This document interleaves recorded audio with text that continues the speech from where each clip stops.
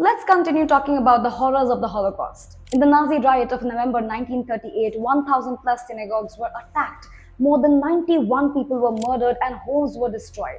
30,000 Jews were sent to the Dachau, Buchenwald, and other concentration camps. In Nazi Germany, concentration camps were a part of the regime's genocidal policies against Jews, Roma, homosexuals, disabled individuals, political dissidents, and other groups that the Nazi labeled undesirable by the Nazis. Millions of people were imprisoned in these camps and were subjected to forced labor, torture, medical experimentation, and ultimately mass murder in gas chambers. Jews in other countries conquered by Hitler were herded into ghettos, which were walled off sections of the city where Jews of Europe were segregated by the Nazis. Thousands of them died of starvation and diseases, and lakhs of Jews served in Nazi concentration camps as slave laborers for the German war.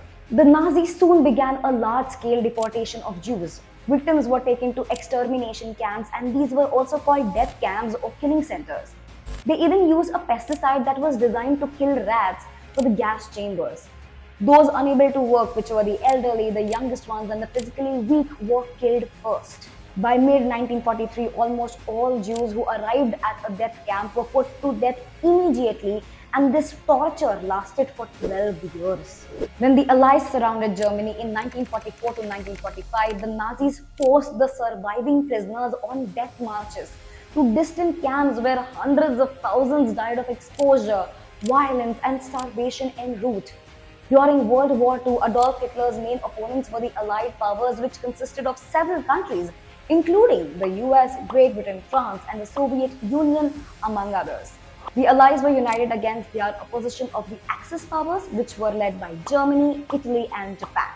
Upon liberating the camps, many Allied units meted out spontaneous punishment to some of the remaining SS personnel of the Nazi party, while others were arrested and held for trials, such as the Nuremberg trial, which is one of the most famous post-war trials.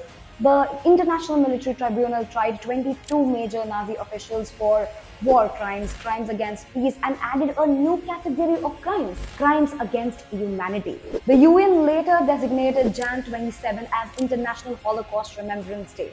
It honors the millions of victims of Nazism and urges development of educational programs to prevent any future genocides. I hope this video helped you learn a little deeper about the horrors of the Holocaust. If you have missed out on the first part, check out the Noello app to watch it.